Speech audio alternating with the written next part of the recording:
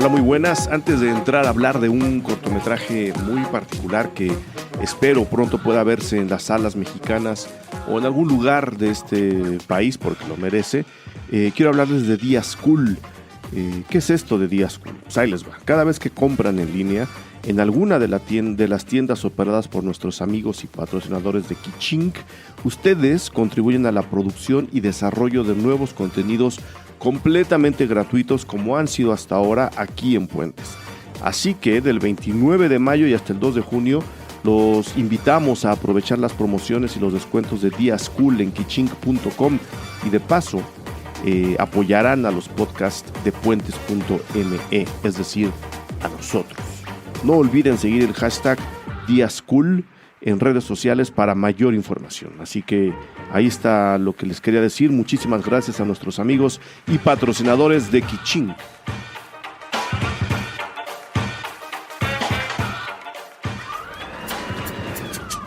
Cine Garage. Aquí cabe todo el cine. Con Eric Estrada. Nuevo cine mexicano. Puentes.me.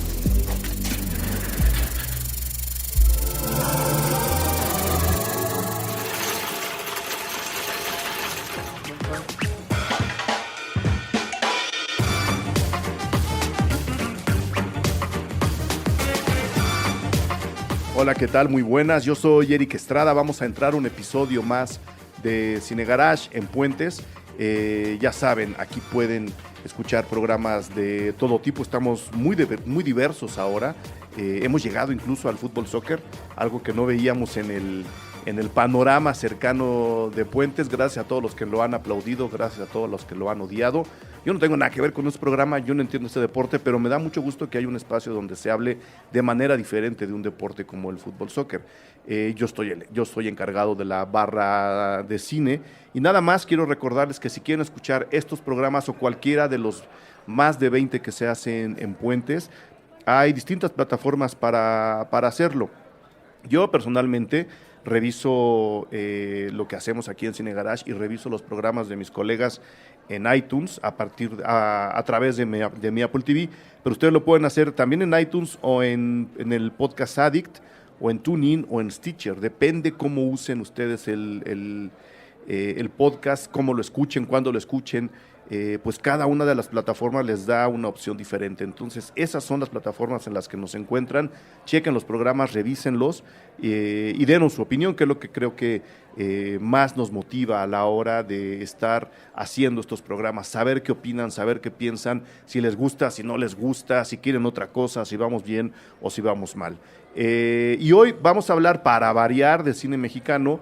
No es necedad, están haciéndose cosas muy padres, muy interesantes. Hoy es para variar el caso y hoy vamos a hablar de un cortometraje. Ustedes saben que aquí no nos afecta ni el género ni la duración de las películas.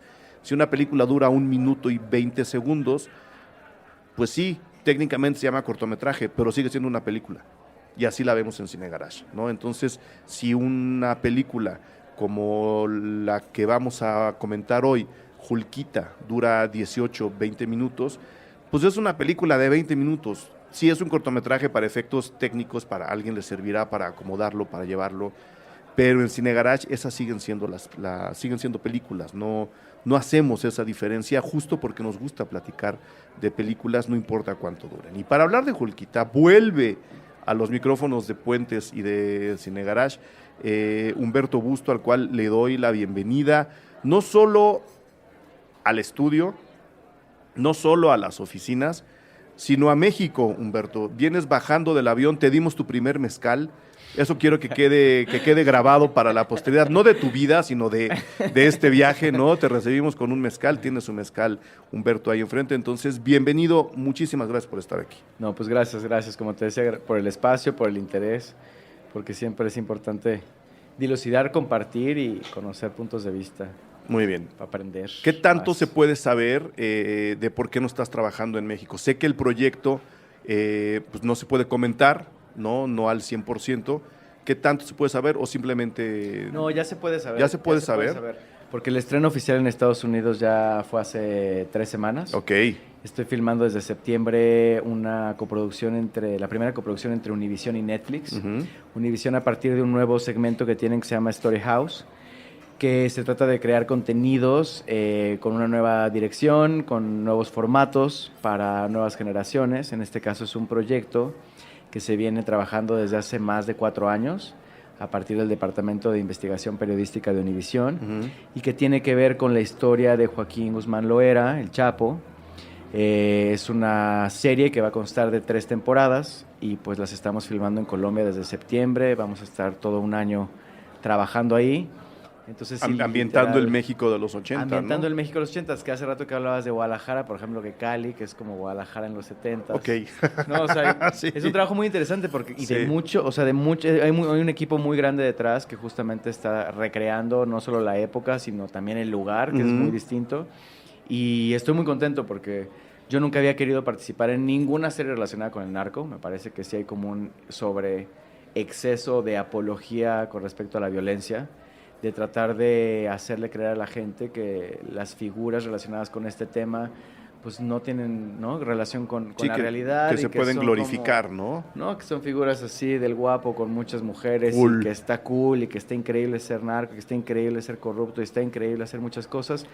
Y me convencieron a partir como de guiones muy bien escritos, digo, de un proceso de investigación muy largo, de directores como Ernesto Contreras, José Manuel Cravioto, Carlos Moreno, que realmente están haciendo un trabajo de disección, no solo de la vida de Joaquín, sino de cuál es su relación con el Estado Ujú. actual, político, de un país que estamos sufriendo enormemente, como Claro. es México, y hacer un análisis de por qué estamos parados donde estamos parados.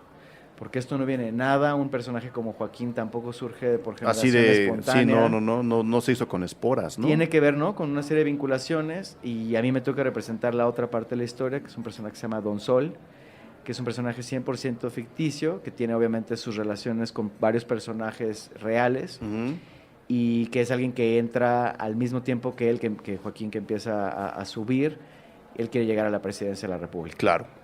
Y entonces es una especie como de némesis entre estos dos personajes, de tal forma que vamos a ver pues el desarrollo durante varias décadas de cómo se ha ido concatenando todos estos acontecimientos que nos tienen ahorita tan sumidos Que nos tienen como en la estamos, ¿no? Sí, violencia, que es un proceso muy interesante que tienen en el caso de la serie, lo tiene la serie, pero cuando se hacen películas de época, un poco la idea es esa, ¿no? Tratar de conectar los hechos y las personas que estás viendo en esa película, películas históricas, quiero decir, para ver en qué momento sus actos, sus acciones acaban determinando o predeterminando lo que estamos viviendo en la actualidad. ¿Y qué podemos hacer también al respecto? Vaya, o sea, todos estamos preocupados por lo que está pasando. Claro. En todos los sentidos. Bueno, hay un señor que no. Hay un señor que no, hay varios señores. Hay varios en que Hay no varios están señores preocupados, que no. pero digamos que la gente normal, común y corriente, Y sí todos lo los que estamos. queremos de alguna manera que este país vuelva a tener... Hay cosas que de repente te pasan estando viviendo fuera, no solo aquí, que he estado viviendo, como en otros lugares también, en donde parece todo ya natural en México, ¿no? Ujú. En donde es natural ser corrupto, en donde es natural violar y matar a una mujer, en donde es natural matar a un periodista, en donde todo es natural, en Ujú. donde es natural incluso hasta gritarle un piropo o pseudo piropo a una mujer A en la una calle. chica, sí. Y creo que cuando se toma perspectiva es un poco así de ver, esas cosas no son naturales. O sea, esta sociedad creo que nos estamos desensibilizando Ujú. todos en general ante estas problemáticas, y es un momento de, o sea, de que aunque se siga la lava destruyendo todo, un momento de reflexión de, a ver, o sea, cómo estamos accionando en las más mínimas circunstancias. Y eso fue lo que, digo, a mí particularmente ha sido un proceso muy intenso de hacer la serie, porque obviamente toca muchas cosas que te duelen como mexicano, que te duelen en este país, y sobre todo entender las cosas que están detrás. Te da mucha información, te permite no estar en la ignorancia, agarrar perspectiva y decir, a ver, Ujú. esto no lo estamos haciendo de la manera adecuada y tenemos que cambiar de dirección, porque si no a todos nos va a cargar Claro, la bruja, claro. seguro. Y eso es lo que nos preocupa, creo que a todos los que estamos involucrados en la serie, por eso estamos ahí. Y ha sido un proceso de mucho aprendizaje, y espero que cuando empiece a salir la serie, que ya ahorita está en Estados Unidos los domingos en Univision, pero el estreno mundial en realidad pues será en Netflix a partir de mediados de junio. O sea, ya. Y la verdad, el resultado está siendo un producto también muy bien hecho. O sea, Claro. la calidad, el tono actoral, la forma como de trabajar el casting, los actores, las paletas de color, las locaciones, como te mencionaba. O sea, hay mucha gente que sí está haciendo un trabajo de investigación y yo estoy incluso sorprendido que yo me torturo incluso a mí mismo. No solo torturo a los demás, me torturo a mí mismo con exigencias de repente, ¿no? Que te dan ganas, vaya, que es lo que le decía a los productores hoy, uno a veces no es que se ponga exigente, pero uno tiene ganas, si está metiendo la carne al asador, Claro. de que muchos proyectos de repente realmente exploten y realmente sean muy buenos. Y muchas veces, la verdad, te quedas muy frustrado, como actor en este caso, porque no está en tus manos y hay materiales que de repente son muy, muy buenos y acaban en el aire. Ujú. Y te duele porque pues todo el mundo le fregó ahí. Y en esta ocasión yo llevo vistos todos los capítulos de primera temporada y les aseguro que hay una calidad en los guiones, en la actuación, Claro. en el arte que nos tiene muy entusiasmados. Sí, porque- tratándose sobre todo de un tema como este. Exactamente, porque pues bueno, no vamos a detallar los procesos y los niveles de producción ni de Netflix ni de nadie, ¿no? Sabemos más o menos de dónde surgen para ir, Y digo, ir y de ahí con hacia los arriba. parámetros económicos latinoamericanos. Claro. Porque no dejamos no. de trabajar en estos No, países pero a ver, donde el director- presupuesto siempre es un tercio de lo que en realidad Pero vemos de directores como otras, ¿no? Ernesto Contreras y Cravioto, que trabajan con parámetros panamericanos, han conseguido niveles de producción de campeonato mundial. Sí, que eso es creo que lo que más ahorita nos entusiasma a todos los que estamos trabajando en los medios audiovisuales de alguna u otra manera. Creo que se viene una oleada de gente, digo, parte de las críticas que salieron ahorita del Chapo en Estados Unidos, Ujú. era de medios estadounidenses que se preguntaban, bueno, ¿y todos estos latinos quiénes son? Claro, O ¿dónde sea, sabemos estaban? que vienen trabajando varias cosas, pero aquí no son conocidos. ¿Quiénes son estos directores? ¿Quiénes son estos productores? ¿Por qué están haciendo lo que están haciendo? Porque además sí somos 100% latinos, no somos latinos viviendo en No, Estados no, Unidos no. haciendo una serie disque latina. Y entonces casi muchas de las críticas, todo, eran muy favorables en el sentido de, a ver, aquí se viene una nueva oleada de gente que realmente puede hablar de lo que les está pasando, con parámetros internacionales, y eso es lo que más queremos ahora que se estrena la serie, que se pueda ver en Suecia, que se pueda ver en cualquier lado. Yo vivo partes del año en Alemania y siempre los dos temas básicos de México son qué onda con Trump y el muro y qué onda con el Chapo. Sí, sí, sí. Y con el Chapo específicamente. Entonces creo que son como figuras icónicas, son momentos icónicos que sí está bueno que también en el extranjero se dé una idea de qué está pasando, aunque se Ujú. tomen elementos de la ficción y se mezclen con Claro. el documental, pero no dejamos de hablar de cosas ancestrales como es la ambición desmedida que nos tiene carcomidos como sociedad. Ujú. Sea Calígula, sea Alejandro Magno, sea, o sea, Rumania, donde sea, todo el tiempo es esta idea inherente a la naturaleza humana que nos destruye, que es ¿por qué estás haciendo lo que estás haciendo? ¿Por qué tu mayor objetivo en la vida es poseer? Tener más ser que el los demás, más sí. fregón de la pradera. O sea, ¿en qué momentos tenemos distorsionada nuestra idea del yo, nuestra idea de la sociedad, nuestra idea aristotélica de que somos entes políticos porque vivimos en sociedad Ujú. y es en beneficio de todos, no en beneficio de uno De uno solos, solo. ¿no? Es muy fuerte. Pues bueno, la veremos. Qué bueno que nos das detalles, porque Cravioto vino aquí con el ultramisterio, no quiso decirnos nada.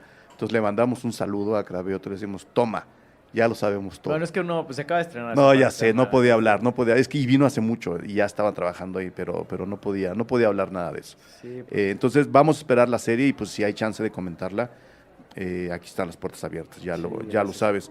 Pero hoy, como les decía yo hace rato, vamos a hablar de otro cortometraje que hizo Humberto Busto, que se llama Julquita, que a mí me mandó hace pues ya varios meses, ¿no? Entre que estás y no estás, entre que sí, como hace yo un par de meses, también... después del estreno de Guadalajara. Sí, creo que se fue. nos cruza o un festival o un periodo de trabajo fuerte como ahora lo es Cannes. Pues lo vi una vez, luego lo volví a ver, luego lo volví a ver y dije, pues es que creo que sí hay bastantes cosas que se pueden platicar de Julquita, que es el inmediato, es el siguiente corto inmediato después de la teta, ¿no? Sí, de hecho en realidad la idea de Julquita surgió antes de Antes. hacer la teta. Pero lo hiciste después. Lo ¿o tuve que hiciste ir antes? haciendo en etapas. Ok. Porque era muy complicado en cuestión de producción, en cuestión de concepto. Yo mismo me metí en unas ciertas coordenadas. Desde el principio planifiqué hacer una especie de autoescuela mientras iba estudiando cine en Los Ángeles, en Alemania, en México, en talleres, de hacer 3 cortos que todos estuvieran vinculados con cuestiones orgánicas, corporales. El primero, que fue antes de la teta, se llamaba Hasta la ciruela pasa, que fue mi primer corto en realidad que hice sobre el Alzheimer de mi abuela y la muerte de mi mejor amiga que entró en coma antes de morir durante una semana. El segundo, que trataba sobre el cáncer de mama y las operaciones que yo había tenido, que es La teta de Botero. Que hicimos un programa sobre él, que le fue bien. Muy interesante, lo nominaron al Ariel, fue como una exactamente, sí. Pues que emocionalmente implicaba también una transmutación para todos los, ¿no?, los involucrados. Y Julquita ya estaba como en la carpeta, pero era como el más conceptual, era el que más retos me imponía en todo y me ha seguido imponiendo retos en cada una de las etapas, porque de repente eran muchos temas que quería que convergieran y lo que te decía antes de la entrevista, hay gente que ha visto esto y de repente ve la teta y entonces dice, bueno, esto no tiene nada que ver, ¿y por qué ahora quieres hacer como una película de género? Porque el público que no sabe, Julquita es una superheroína de la menstruación. Es un personaje que es una chava que cuando tiene el periodo alucina que es una superheroína que tiene poderes maravillosos y que puede acabar con la injusticia de los bastardos sin gloria que gobiernan este país y que lo dominan a ella emocionalmente, empezando por su hermano, que la ha violentado psicológica y sexualmente pues desde que eran niños. Pero es una especie como de Hansel y Gretel trastocado, donde viven en una casa que representa también un estado de la memoria, con muchos referentes pop, pseudo Miley Cyrus y de estas cuestiones que de repente la generación siento de los 20, ¿no?, les preocupan las cosas de la violencia que está viendo alrededor, pero tampoco son autosuficientes emocionalmente, pero también se les cruzan los cables y entonces se vuelven enloquecidos.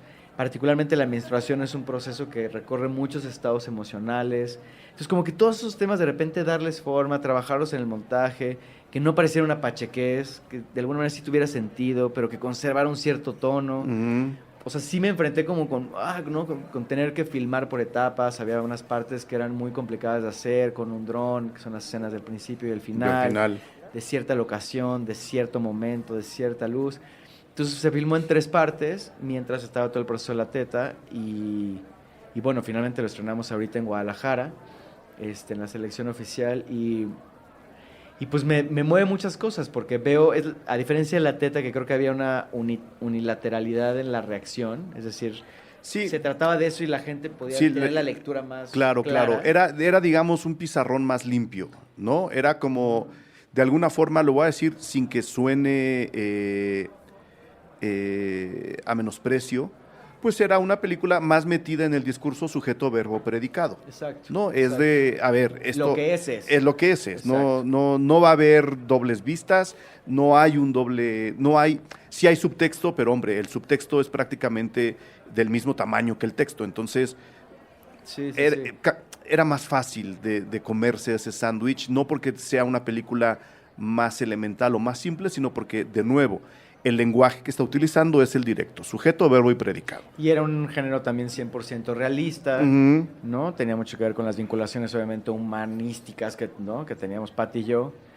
Aquí, digo, cuando la gente tiene una idea de ahora quiere hacer un cine enloquecido y bizarro y provocador, en realidad yo partí de las mismas bases de la teta, claro. Solamente que hablar de la menstruación pues es distinto que hablar del cáncer de mama. Pero por supuesto, no solo por lo que es para las mujeres y por lo que representa para las mujeres, sino por las preconcepciones, muchas de ellas mal elaboradas, que tiene el resto del mundo hacia el cáncer y hacia la menstruación. Sí, Gerardo Salcedo, el programador de Guadalajara. Un saludo a Gerardo. Uno de sus primeros... Que dices que no se espantó, Gerardo. Pues uno de sus primeros comentarios que se me quedó muy grabado porque fue de los primeros a los que le enseñé, me decía, recuerda que el Indio Fernández sacaba a las mujeres que les bajaba, cuando trabajaban en su casa, las sacaba para que en esos días no trabajaran en su casa. Entonces partimos como de una idea de que sí vivimos en una sociedad que tiene un prejuicio hasta de hablar del tema. Es decir, hay mujeres que incluso no pueden hablar con naturalidad de su propia menstruación porque hay una cuestión de educación y social y cultural. Hay 20 apodos, ¿no? O sea, sí, bueno, no, 20.000 apodos bueno, en todos los idiomas. Más. Pero eso habla un poco de la mala concepción que se tiene o del mal calificativo que se le da a un proceso como la menstruación. Y por eso fue interesante trabajar con Aide Leiva, que es la actriz protagónica, porque te digo, trabajé a partir, igual que con el cáncer, con Patty, es decir, de tratar de entender el mundo emocional que giraba alrededor de este fenómeno físico. Entonces, literal, ella estaba estudiando actuación en Nueva York, estábamos un día en Central Park, me empezó a contar su viaje emocional, de que le estaba bajando y de que cómo le gustaría en este momento en que se destruya ella misma, mejor convertirse. Empezó como a contarme como sus viajes de su subconsciente. Yo le dije, eso me parece muy interesante trabajar. Tengo muchas ganas de trabajar sobre la sangre ahora, queda perfecto. Empezamos a producirlo y a generarlo como una especie de instalación. Yo creo que fue una instalación de una menstruación y que los hombres se metieran ahí 15 minutos y vivieran en carne propia lo que significa solo 15 minutos. Sí. Toda la variedad una de vez en su vida, ¿no? Exacto. Y solo 15 minutos, una sola vez en tu vida. Y querían ser una especie de útero y empezamos a trabajar como a partir de una especie como de microteatro, que en ese entonces estaba el microteatro empezando. Lo propuse, el microteatro me dijeron que no, que era demasiado fuerte para eso. ¿De qué año estamos hablando? Estamos hablando pues de hace como 4 o 5 años, una cosa así. Yo estaba muy enojado porque yo sentía que podía generarse como un encuentro con la audiencia de manera muy radical, pero no se armó por ahí. Yo dije, bueno, yo lo que estoy estudiando es cine, entonces esto vamos a convertirlo en una película. Trabajé con Jimena Escalante en la adaptación del guión al corto. Y ya fue que se empezó a armar siempre a partir de lo que también yo iba percibiendo de Aide y de sus estados emocionales. Entonces, no es una peli que artificialmente quiere generar una provocación, pero sin querer sí genera una provocación. Y ahí sí depende mucho de la moral y de las referencias de cada quien tenga. Me ha tocado en el MIC Género, que fue donde estuve en el Gender Lab, que fue donde la primera parte que se filmó se presentó y estuvo en los 5 proyectos para postproducción. Y de repente entró público del centro histórico, que ¿no? De repente entraron con sus hijos y todo a ver Julquita. Y yo estaba sudando así de no. Entonces, claro, todos los cortos eran como, ¿no? De alguna mujer inmigrante, que tal cosa, de un hombre en medio de la selva que vivía. Y de repente el Julquita al final era una especie como de bomba y de bofetada en la cara, que de repente me dio muchas herramientas ese Gender Lab, porque gente curiosamente que se dedica más al cine, siento que tenía más prejuicio hacia la obra, sí. Que de repente una señora en el centro que se voltea y me decía, pues así es, mijo, así es, y pues a veces uno tiene que agarrar hacia el toro por los cuernos y acabar de raíz con lo que uno le molesta, porque si no, no avanza. Y porque si no te siguen violando y te siguen violentando, ¿no? Que es la sinopsis del cortometraje. Que es la esencia que yo traté de que no se perdiera. Se pierde cuando creo que el efecto que genera le sobrepasa al espectador y entonces no le da tiempo, ¿no? De alguna manera de tocar con esa esencia y pareciera que todo es simplemente te quiero provocar a la fuerza. Sí.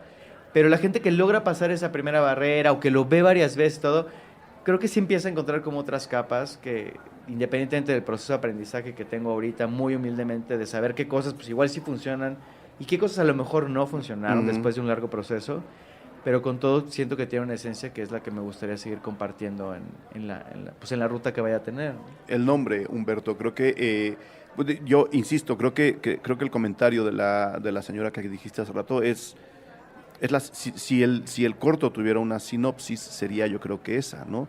Una chica que sintiéndose, bueno, que ha sido violentada, como dijiste, toda su vida por su propio hermano, de repente, en plena menstruación, ella siente el poder de cambiar las cosas y las cambia. Y sí, y ahí entra, te digo, un terreno de la ética, que es entre esta cuestión del feminismo y tantas cosas que ahorita están sobre la mesa. Es como muy radical la postura que de repente se pueden tener frente a estas piezas, porque de entrada está hecha por un hombre, ¿no? Número 1. Entonces la gente que no sabe que esto proviene de la mentalidad y de realmente el trabajo emocional de Aide, de ella, y que yo le di forma, pues ya cambia las cosas radicalmente, porque si no de entrada ya hay un prejuicio de tú eres hombre y ¿por qué tú vas a hablar de la menstruación? O sea, de entrada. Pero hay como una cosa que me parece muy interesante, que sí estamos viviendo un momento que es radical, es un grito de basta. Es decir, es el único país en donde aparecen mujeres a cada rato violadas, torturadas, donde vaya, lo acaba de pasar lo de la UNAM, acaba de pasar, o sea, todo el tiempo están sucediendo, aparecen mujeres hechas cachitos en maletas. ¿Eso en qué otro país está sucediendo? En ninguno más que en México. Y de repente cuando hay gente que cuestiona que en la película haya un acto final que a mí me parece no realista, sino simbólico. Exactamente. De cortar de raíz la violencia, mi única postura es, ¿qué no de verdad ese grito simbólico, ese grito metafórico, ese grito orgánico de tripa, no es de verdad ya basta, no es de verdad, o sea, todas las marchas que ha habido a favor de la mujer, o sea, es decir, basta.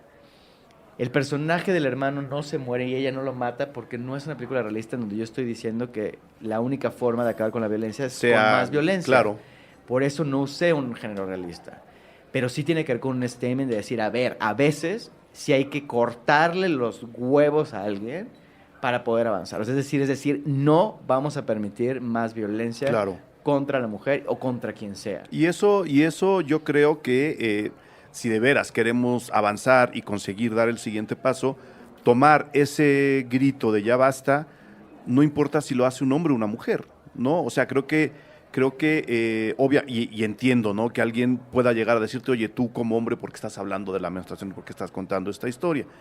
Pero creo que la otra mitad del paso es aceptar también el proceso de entendimiento que un hombre como tú o como yo podemos llegar a tener del proceso de la menstruación a través de un ejercicio como este, ¿no? O sea, creo que tu discurso está puesto en el cortometraje, pero creo que al hacerlo, viniendo todo también de las ideas de Aide, al hacer un cortometraje con esta temática, con esta estética, con este discurso, uno también empieza a entender un poco lo que Aide estaba proponiendo a la hora misma de darle cuerpo a las ideas de Aide. No sé si me explico. Sí, claro. No, creo que si todos acabamos entendiendo, al final, y ese sería el ideal de un mundo mucho mejor, no importa si eres hombre o mujer, tu discurso tiene que ser escuchado y aceptado. ¿Qué es lo que al principio yo quería como usar como especie como de hashtag? Es decir, al final todos somos Julquita. Y no tiene que ver precisamente con la menstruación, sino con lo que está después de ese grito de guerra, que sí es el fenómeno del empoderamiento. Todos hemos tenido que pasar por un proceso en donde tienes que cortar de raíz algo, si no, no avanzas. Y puede ser una relación, puede ser un negocio, puede ser algo que realmente incluso te involucre emocionalmente a nivel muy íntimo y muy poderoso. Pero hay veces en que dices, si esto no lo corto de raíz, no avanzo. ¿Y qué es lo que pasa? Que te empoderas. Por eso la idea y el imaginario de una superheroína me parecía interesante, porque me parecía la forma más adecuada de poder decir, bueno, una vez que ya tomo la decisión en este rito iniciático de cortar de tajo ese pasado y de poner nuevas reglas, ¿cómo me convierto en heroína o en héroe de mí mismo? ¿Cómo me empodero ya frente a mí y frente a los demás? Y eso creo que tiene que ver con un reordenamiento emocional, porque vivimos en una sociedad que nos está acostumbrando a siempre estar hacia el exterior, no hacernos cargo de nuestras emociones. Y en el extremo de la menstruación, en donde a muchas mujeres, no a todas, pero donde muchas mujeres de repente las emociones se exacerban de esa manera, creo que es el límite extremo en donde podemos ponernos a analizar dónde está realmente ese empoderamiento y cómo nos podemos hacer dueños de nosotros mismos. Entonces ahí se explica el nombre. Sí, que era como una especie como de Hulk, chiquito, pero Hulk, rabiosa, y es con J a la mexa, así Hulkita grito de guerra. Luego te digo quién te puede hacer las camisetas. Luego te digo, déjame hacer el corte de este episodio y venimos para seguir hablando de Hulkita.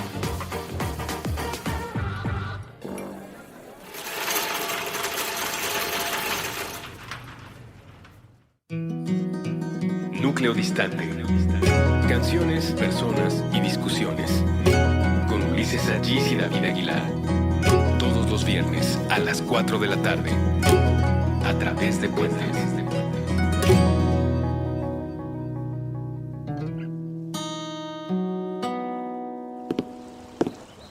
Nunca se cruza el mismo puente dos veces. Un libro para el fin. Porque la cosecha de letras nunca se acaba. Con Eduardo Limón. Nuevo episodio todos los martes a las 10 a.m. Puentes.m.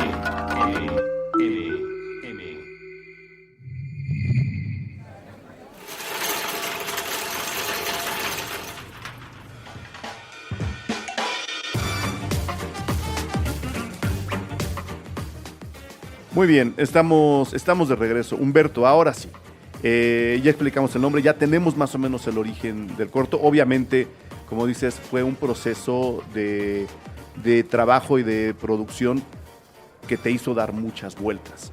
Y a mí me intriga, especialmente porque cuando la gente se enfrente al cortometraje, se enfrente no porque sea violento, yo de nuevo no encuentro la violencia. Encuentro la violencia en la forma, pero no en el fondo. Se me hace un fondo, de hecho, bastante amoroso, ¿no? Un fondo de, oye, despierta, ¿no? Yo estoy viendo lo que te está pasando y estoy viendo las alucinaciones que estás teniendo. Tienes que cortar con eso. Creo que la empatía del espectador con Julquita es justo esa, de empatar y decirle, da el siguiente paso, sal de donde estás. Pero la forma sí tiene una dosis de violencia, es decir, hay cortes, ¿no? Hay un falso raccord, hay una corrección de color que te lleva a un mundo poco real, aunque sabes que las personas que están ahí son reales.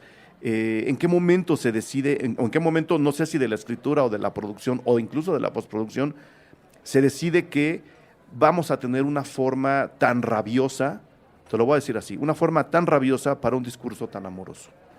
Eso era justo, o sea, agradezco mucho porque sí eran esos dos mundos. Y tratar de congeniarlos a veces se vuelve así muy complicado. Uh-huh. Porque pareciera que lo amoroso a veces no puede tener forma tan violenta o Claro. tan expuesta o tan exacerbada. Desde un principio yo siempre concebí la pieza como algo que, como no está cercano al realismo, realmente pudiera jugar con una paleta de colores que yo me imaginaba era la especie de representación de lo que percibía de Aidé, de su entorno, de las cosas que ve, de la música que escucha, de las series que sigue, Uh-huh. ¿no? De como todos estos referentes que de alguna u otra manera, cuando yo iba a su casa, hay gente que me pregunta, bueno, ¿y por qué de repente se echa un spray, no sé qué? Balconearía a Aidé, pero había partes donde yo estaba trabajando con ella y explorándola, y de repente estaba platicando conmigo, en un momento que además me encanta siempre, porque todos los cortos que he hecho, todos al final de cuentas ha habido una transmutación, y la gente que ha participado en ellos, sea Patty, sea Aidé o todo, hay un momento en que se transforman a partir de hacer la película, que eso es algo que a mí me emociona mucho del cine, porque me ha pasado como actor en ciertas oportunidades afortunadas donde se hace esa coyuntura. Pero de repente estaba ella y en un momento de crisis emocional y de repente sacó una almohada y como que sacó un spray y lo echó y lo respiró y se quedó como calmada. Y yo, Aidé, o sea, ¿qué estás haciendo? ¿Qué te echaste? Traumasol. Y yo, pero eso, o sea, es para el dolor de músculos. Pues sí, pero me relaja, ¿no? Entonces, como que son detalles que de repente, cuando los ves en una película y dices, bueno, ¿esto de dónde salió? Claro. Y si no tienes... Por eso a mí me encantan los Q&A, algo que yo le decía a Gerardo también así de... Me encantan los Q&A en ciertos festivales y también no me gusta cuando en muchos festivales, sobre todo en los cortos, sí creo que hay una especie de meta... Esto que hablabas del programa también, ¿no? Esta cosa como metafílmico, en donde sí tienes oportunidad en una pieza de ver las vinculaciones que tiene con el proceso creativo. Y creo que hay muchas cosas que se pueden sacar Claro. de ese material. Porque entonces creo que puedes entender la pieza en su dimensión, quitándole ya el prejuicio de acuerdo pues, a de dónde vienes y qué has visto y qué es lo que quieres ver en la película. Sobre todo en los cortos, ¿no? Como proceso de aprendizaje me parece muy interesante. Y sí creo que el hecho como de tratar de juntar eso fue lo que más nos costó trabajo y lo que más trabajamos durante meses. Paulina del Paso, que es la editora, que me encantaba llegar y unas cosas que para la gente son muy raras, pero ella de repente cada mes cuando le bajaba me ponía un post-it así con un corazón hecho de su sangre menstrual y le ponía las letras de Julquita y a mí me pareció una ternura, o sea, esta cosa que dices como entre el amor y lo violento. Claro. Claro, entonces yo de repente hay gente a la que yo llegaba y le contaba, ay, Paulina hizo este detalle, qué lindo. Y hay gente que me decía, o sea, eso no es lindo. O sea, ¿de dónde va a ser eso lindo? ¿No? Y eso es donde esta línea entre lo amoroso y lo violento, hijo, es lo que más... ¿Cómo llegar a hacer algo que de alguna manera sea objetivo, o por lo menos para nosotros en ese proceso, aunque después cuando ya lo sueltas a una audiencia, pues sabes que pues cada quien también va a ver ahí lo que proyecta de sí mismo también. Pero o sea, yo te lo puedo decir, para mí quedó. No sé si tú ya estás convencido de, obviamente el corto ya se ha visto, ¿no? Ya se ha proyectado, lo cual me da la mitad de la respuesta, pero quiero escucharlo. Para mí, ese conjunto de amor y rabia está, ¿no? Se nota. ¿Tú crees haberlo conseguido? Yo sí, me entristece mucho cuando veo alguna reacción radical en donde no ven eso y en donde literal, creo que lo que más me ha dolido en los lugares donde se ha presentado así como he disfrutado mucho una conversación como esta y que se dilucidan cosas y la gente absorbe esa ambivalencia del proyecto, cuando alguien se voltea y me dice, pues está muy loco, y, o sea, pues yo creo que deberías de mandarlo a festivales de género. Es verdad que mi corazón, Juriquito, así, o sea, se deshace. Es para chavos de secundaria, lo Porque tienen que justo ver lo los que- chavos de secundaria. No. Entonces digo, ahorita lo que más me interesa, creo que estoy sí topándome con, ¿no? O sea, con la realidad de repente de ver cuál es el perfil adecuado, porque yo no quiero solamente que vaya, ahorita se va a Bilbao, a un festival increíble que se llama Cáustica. Un saludo que a los de sí- Cáustica. Que tiene como no una divergencia de género muy específica, pero yo no quiero que ese sea solamente el nicho. O sea, a mí me interesa que haya blogs de mujeres, de jóvenes, de gente que esté como involucrada en asuntos de violencia de género y que de alguna manera podamos presentar una pieza radical en espacios, en instalaciones. En Guadalajara creo que la proyección más increíble que viví fue en este cine que pusieron en esta ocasión, que es esta especie de Transformer, ¿no? Que es como una cabina en donde caben 100 personas y que es movible y que estaba ahí junto a la sede del festival. Son 100 personas y vaya, a menos que pases por encima de la gente te sales, pero si no ya te fregaste, Hasta ya estás final. ahí, ¿no? Y me recordó esta esencia de la instalación que quería hacer. Es decir, estamos encerrados aquí 100 Ujú. y así te incomode o no te incomode, No puedes salir. aquí estás. Y te vas a aguantar los 18 minutos, ya después dilucidamos que, ¿no? que te provocó. Entonces, como que eso creo que es lo que más me gustaría ahora, vincularlo, no solo catalogarlo como de género, porque te digo, me duele porque no está pensado como una película de género. Ujú. Adquiere unas ciertas decisiones estilísticas por lo que habla, pero no es una película, o sea, que está hecha para hacer un cine de género. No es así de, es que yo quiero hacer una peli de una mujer, así. No, sí hay un corazón ahí detrás. Agradezco mucho que lo aprecies y la gente que sí lo ha llegado a ver. Digo, me sorprende que más la gente que lo ve es gente que muchas veces no se dedica a esto y que lo percibe de otra manera. Claro, pues es que es como hay que ver las películas, aunque te dediques a esto, perdón. O sea, tienes que llegar y decir, ok, ya, tengo que parar el cassette que traía puesto, a ver qué me va a contar Humberto, ¿no? No puedes llegar a decir, híjole, es que aquí rompe su propio estilo. No, es una historia nueva. Y aprender también uno a no tomárselo personal, cada quien me lo quiere ver. Y sobre todo yo sí quiero tratar de ir generando una carrera como director a la par de como actor, que siempre lo que he querido hacer desde niño, combinar ambas cosas. O sea, ahorita que estoy preparando mi ópera prima, obviamente estos 3 cortos, más uno que me aventé en Berlín, pues obviamente me han dado herramientas, Claro, tanto de aspectos claro. positivos como negativos, sobre todo para llegar lo mejor preparado a ese largo, que vengo ya trabajando en el guión desde hace un par de años, y que es lo que más me gustaría enfocarme en los siguientes meses. Ha sido mucho más largo de lo que he esperado, porque pues también trabajar de actor y al mismo tiempo hacer esto, me fui a Alemania a hacer proyectos de gestión, de cosas que me encantan, como la vinculación entre antropología y arquitectura y la escena. Es como una compañía que viaja a Costa de Marfil y se pone a investigar como por qué la gente actúa o baila o se mueve de determinada forma, y eso cómo está conectado con las subculturas, Ujú. y eso por qué se realiza en ciertos espacios, y van a hacer una especie de análisis como arquitectura emocional de una ciudad. Y levanté este proyecto gracias al apoyo del Goethe y de la UNAM, de la Cátedra Berman, y nos trajimos a esta compañía alemana a hacer ese proyecto sobre la Ciudad de México. Ok. Y estuvimos trabajando aquí durante 2 etapas el año pasado, y en febrero de este año fuimos ya a hacer el montaje y presentarlo en Alemania para dar a conocer una parte de la Ciudad de México desde otra perspectiva. Ujú. No desde el México que ya todo el mundo conoce. Entonces como que combinar todas estas cosas pues se requiere como de sus tiempos y de sus intensidades cada una, pero sí me gustaría seguir siendo coherente en que las cosas pues sí tengan esta mezcla entre el corazón y una forma pues que tenga que ver con lo que específicamente se va a contar en esa película. Claro, y claro. seguir aprendiendo de eso. Y ahora, bueno, antes de entrar a la Ciudad de México, el trabajo de Alberto Wolf está también con crédito de guionista. Pero quien había platicado anteriormente con Aide eras tú.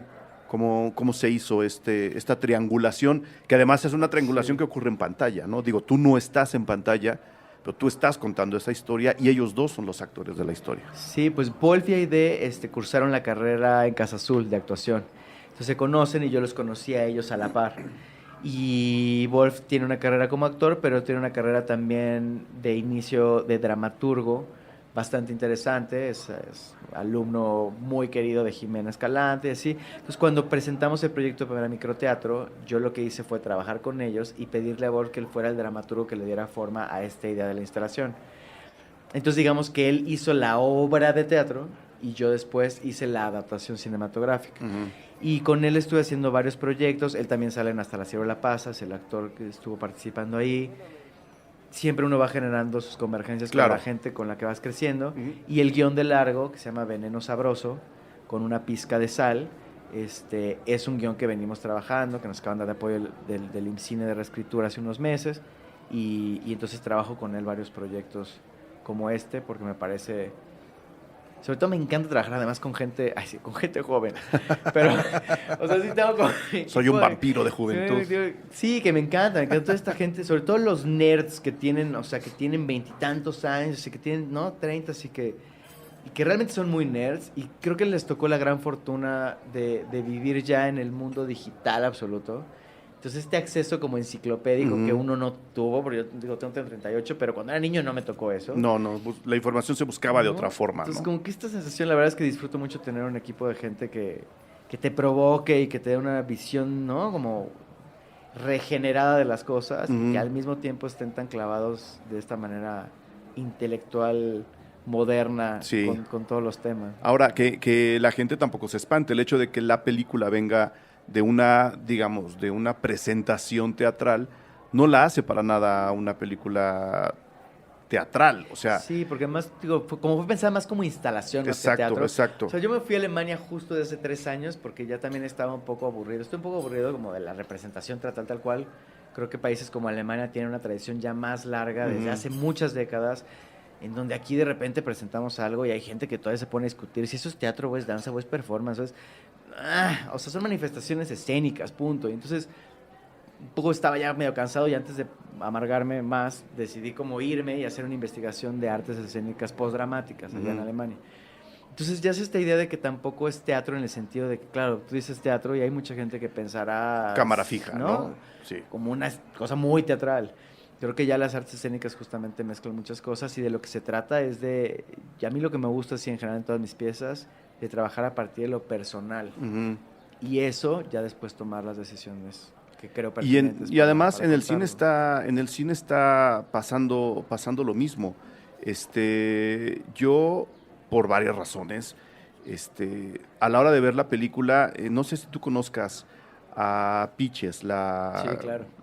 Pues es que también y en algún momento llegó a ser un referente también. Es que justo para allá voy, porque ¿cómo se llama? Pitches Knows Herself se llama esta especie de alter ego, documental, show, cabaret, película, o sea, también es una mezcla muy grande de muchas cosas, en donde también está empoderando a la mujer. Ella lo ha hecho toda su carrera, ¿no? Sí. Qué bueno que la menciones como un referente, porque justo para allá va la pregunta.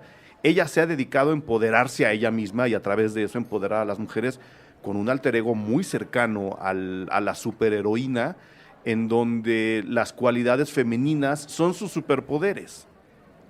O sea, y ahora que lo mencionas, no sé qué tan cerca estuvo Pitches del proceso creativo para Julquita, y qué tanto vas a querer acercarle Julquita a alguien como Pitches. Sí, pues mira, eso no lo habías pensado. Eso no lo había pensado, mandárselo. Exactamente. Porque lo que hice fue hacer como una lista, o sea, sí hice como una especie de investigación de la forma en que ha ido desarrollándose el ideario femenino y sexual y menstrual a lo largo de la historia, fuera en pintura, fuera en la música, fuera todo. Entonces obviamente Pitches apareció por ahí, como aparecieron muchísimos otros. Como apareció el manga japonés, como apareció claro, el film, como no. Pero dado el look de tu escena final, yo dije, creo que Pitches tendría que ver esto. Sí, es una buena idea. O sea no porque se haya fusilado nada, sino porque creo que hay una vinculación igual, amorosa, muy clara entre lo que ella hace muy a su manera y lo que ustedes están haciendo muy a su manera. Pero además en la época en la que estaba estrenando en Berlín, justo en un cinito así súper underground y todo, estaban pasando el documental Pitches Knows Herself, Exactamente. que se vio en México, para la gente que pregunte luego, Sí, estuvo en un ambulante, creo. Exacto. Entonces, bueno, eso es una buena idea, no solo con pitches, creo que como eso es lo que más creo que ahorita va a ser la labor de seguirla enviando y seguir vinculando, y así como pues hay gente que te rechaza, ver cuál es la gente con la que coincides, porque pues por ahí se tiene que armar pues una red. El mundo ya es tan ecléctico y tan amplio, afortunadamente, y estamos todos tan conectados en cualquier parte del mundo, que lo que más me interesa creo que son esos nuevos modos. Estoy como creando mi página de internet, que no es de actor, que es más bien como pues esta convergencia. Claro. Porque quiero pues seguir regresando a Alemania a hacer proyectos, ¿no?, multidisciplinarios, y quiero seguir dirigiendo y quiero seguir actuando, y pues no quiero hacer una web series que traigo en mente. En algún momento Julquita se pensó con una web series, entonces que cada capítulo yo estaría feliz de un capítulo 2 por lo menos. Pablo de Mórbido, o sea, me dijo, güey, es que esto estaría increíble para una web series. Le dije, sí, incluso ya tenemos una escaleta de que cada capítulo es cada 30 días. Mira, le baja y ahora es contra el director claro, del liste. Número uno, cada capítulo puede ser un capítulo al mes, ¿no? Exacto. O sea, como siguiendo el periodo natural de la menstruación. Pero si de plano es muy difícil, y si Pablo ya te dijo que le gusta, porque encaja en festivales de cine fantástico también, ¿no? Como dices, no está limitada al discurso de un festival en particular. Y así como estuvo en mi género, o sea, sí se me antoja ver. Lo que pasa es que ahora ya es tan grande todo lo que encuentras, ¿no? Encuentras tantos festivales de tantas maneras. No, pero hay muchos festivales que de repente que son muy, muy específicos de la voz que tiene la mujer ahora, y de la sexualidad y del empoderamiento en sí mismo. Y que ya ni siquiera tiene que ver con que es de género o es, ¿no? No, sí, no. Hay muchas otras clases de festivales. Y me encantaría que de repente se viera en Corea, o que se vea en Transilvania, o que se vea en Roma, ¿no? Como en ciertos lugares en donde a lo mejor pueda ser interesante también la retroalimentación después de presentarla. O si Mórbido se pone las pilas, que es para donde yo iba. Sí, no, Mórbido yo creo que sí va a tener funciones ahí. Presentar un capítulo diferente de Julquita en cada edición de Mórbido. Sí, todavía no, o sea, me mandó el correo, y ahorita como se fue a Cannes, Ajá. estoy esperando que regrese. Anda de fresa. Para proponerle justamente a ver qué podemos hacer, porque digo, sí es... También yo pensaba, bueno, tendría que ser productores que justo de entrada pues se interesen por este tipo de dinámicas. Claro. Pensé en algún momento buscar a los de Vice, si lo están escuchando, pronto iré a buscarlos. Creo que andan por aquí. Ajá, entonces no, como ver quién, para que pues también sea un proceso que creo que se le puede sacar mucho. O a Netflix. Sí, no sé si Netflix trae como el perfil exacto de Julquita. No, yo creo que... ¿Por qué no? Sí, La cosa es proponérselos.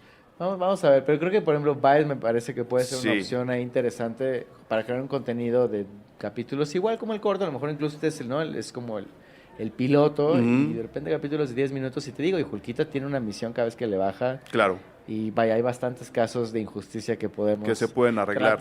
¿Cuál es el futuro de este capítulo, por lo menos de este corto?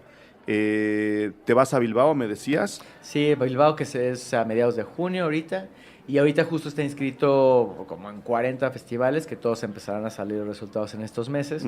Entonces espero eso, y sobre todo en lo que termino la serie, que la termino en septiembre, acabando sí poder también dedicarle más tiempo, que ahorita llego a medianoche a hacer las inscripciones. Claro. No, porque como soy un nerd yo también, entonces yo tengo que hacerlo todo, si no siento que no se hace, que tienes que estarle picando. Conozco el síndrome. ¿No? Conozco Entonces, el síndrome. encontrar Sí. también, te digo, las otras rutas también alternativas de páginas de colectivos y de temas relacionados, y darle como cabida también por ahí, que la gente lo pueda ver en cualquier lado, ya aunque no vaya a un festival específico, ¿no? Sí, cuando se pueda ver en algún lado que no tenga la gente que ir a un festival, avísanos para y el tráiler lo avisar. pueden ver, está en la red, o sea, tráiler Julquita con J y con K. Para que ahí lo chequen. Y cualquier cosa también en mi Twitter, Humberto Busto 1 con número al final, que también ahí estoy. Ahí pegaremos toda la información en la bitácora de este episodio. Humberto, ¿algo más que quieras agregar de Julquita? Además de que, pues bueno, creo que es, y lo decía hace rato, la verdad, con toda la seriedad del mundo, creo que es una película que se tiene que ver en las secundarias, ¿no? Porque yo recuerdo muchas chicas contrariadas por su primera menstruación en las secundarias, y creo que a la hora de presentar un caso como este, con todo lo violento que le pueda resultar a mentes un poco menos abiertas, de una forma así, presentárselo a los chavos, creo que puede incitar a que ellos mismos empiecen a hablar del tema, a entender lo que está pasando y entender lo que está pasando no solo con mujeres de su edad y con hombres de su edad, sino más hacia afuera. Sí, que algo que creo que fue lo más disfrutable de la Teta de Botero, más allá de los festivales que fue esta otra red que armé de presentar la película, ¿no? En congresos de sobrevivientes de cáncer de mama. O sea, ahí fue donde encontré realmente, o sea, el sentido, o recuperé el sentido de por qué estoy haciendo lo que estoy haciendo y ya de eso no me puedo olvidar. O sea, de que haya voces que se conectan en esos lugares a donde no llega un cierto material. Y gente que tampoco se acerca a festivales porque no siquiera es su mundo. Claro. Entonces, sí creo que esa puede ser una buena opción de darle cabida a nuevos espacios y que la pieza no solo sea en sí misma. Lo que se volvió interesante en esas proyecciones era la plática que surgía después. Porque se trataba de empoderamiento y de repente era, a ver, que tengas cáncer y que ya después no tengas un seno, que significa que ya no tienes vida sexual, que ya no eres una mujer, y ver cómo la gente se empoderaba a partir de la discusión después de la película, pues creo que también esto que dices puede generar ahora en el caso de la menstruación y del empoderamiento y la violencia de género, claro, puede hablarse de muchas cosas. Claro, claro. Pues bueno, mil felicidades por Julquita, Humberto, toda la suerte del mundo, toda la envidia del mundo porque vas a Bilbao. No voy a poder yo ir físicamente, irá Julquita en representación. Irá Julquita, pero estarás ahí en espíritu, entonces solo media envidia porque no vas, pero cuando Bilbao invite... Tengo que regresar a hacer negociaciones con el Chapo. hay que sentarnos a hablar con ellos. Cuando Bilbao invite, vamos, eso ya lo saben allá. Exacto. Yo sé que le va a ir bien ahí, especialmente ahí, conozco muy bien a la ciudad, conozco muy bien la gente que va a acoger el cortometraje, entonces toda la suerte del mundo. Muchas gracias por venir a platicar con nosotros. Muchas gracias. Y cualquier cosa, avísanos. Sí, hay un extra comercial. Venga. Pero vamos a estrenar próximamente en pantallas una película de Marcelo Tovar, se llama Oso Polar, que pueden buscar la página en Facebook, ya está, que es la primera película en México hecha 100% con iPhones. Y también vamos a tener un modo de distribución particular, y es una gran película, estuvo ahorita en el Morelia Lab, entonces... es un gran guión, es una apuesta muy peculiar y Marcelo Tovar es un muy buen director. Y es buen amigo, además. Entonces, igual para que también estén pendientes de esa. Aquí estaremos cuando él quiera venir a hablar de ella y si los dos quieren venir aquí. Pues le voy a decir. Están las puertas abiertas. Él ya sabe cómo llegar aquí también. Sí, o sea, dile que no se azote. Es que está en París. Que levante la mano y que venga. Es que está en Francia. Sí, no. Bueno. Pero yo me lo voy a traer. Bueno, estamos aquí en el calor de la Ciudad de México, la verdad muy a gusto. Sí. Muchas gracias, Humberto. Pues gracias a ti por el interés y el espacio otra vez. Mucha suerte. Gracias.